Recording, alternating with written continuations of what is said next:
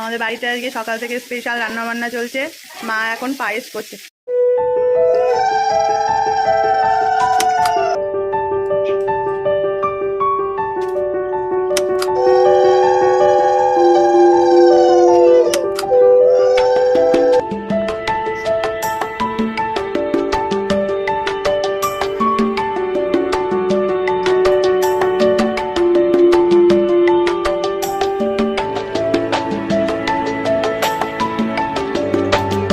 সবাই মিলে ছোটো করে একটু বার্থডে সেলিব্রেশন করা হলো, কিন্তু আমার বোনটাই কেবল নেই, সেজন্য একটু মন খারাপ, ওকে খুব মিস করছি।